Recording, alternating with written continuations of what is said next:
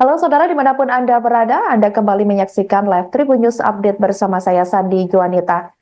Perundungan dan pelecehan dialami oleh seorang siswi kelas 6 sekolah dasar atau SD di Kecamatan Lasen, Rembang, Jawa Tengah pada Jumat 13 Desember 2024 lalu.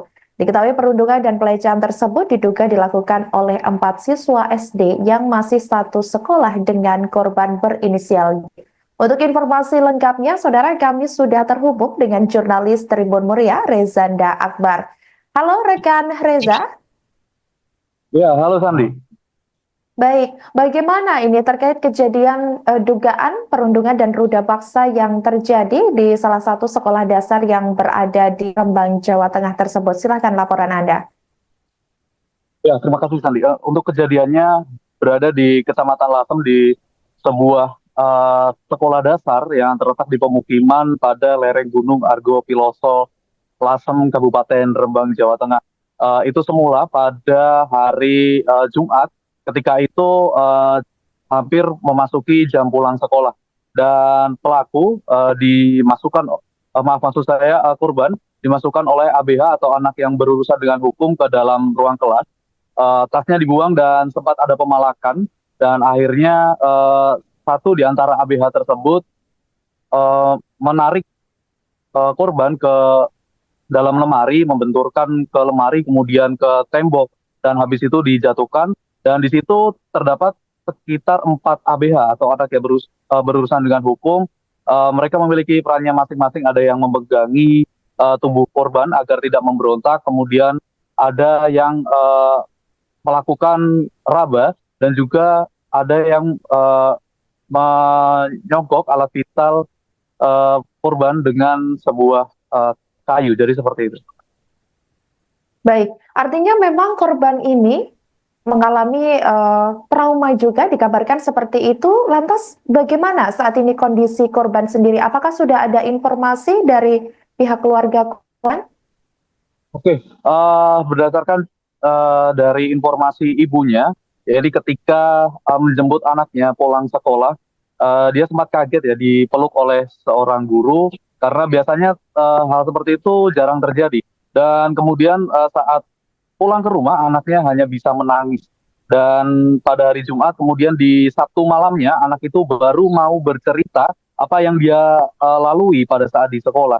Dan ceritanya seperti itu tadi, dan kemudian ibunya sangat merasa shock dan juga diceritakan ke suaminya, dan suaminya akhirnya melaporkan hal tersebut kepada perangkat desa dan juga diteruskan ke pemerintah desa. Dan kepada pemerintah desa saat ini dilakukan eh, laporan ke Polres Rembang. Dan juga untuk keadaan dari korban sendiri saat ini masih mengurung diri di dalam kamarnya, dan namun demikian dia sudah mau untuk makan meskipun kadang sehari masih 1 kali.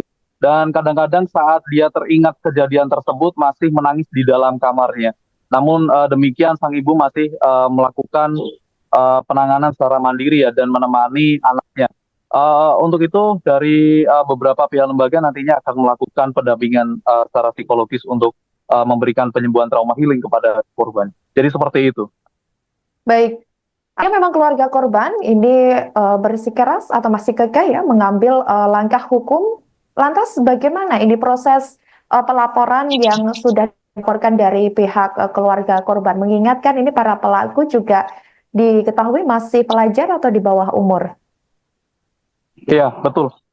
Para pelaku ini masih ABH ya, lebih tepatnya berusia sekitar 13 tahun. Ada 4 anak yang terlibat, ya ini 3 diantaranya adalah teman sekelasnya yang kelas 6 SD dan satunya adalah kelas 5 SD.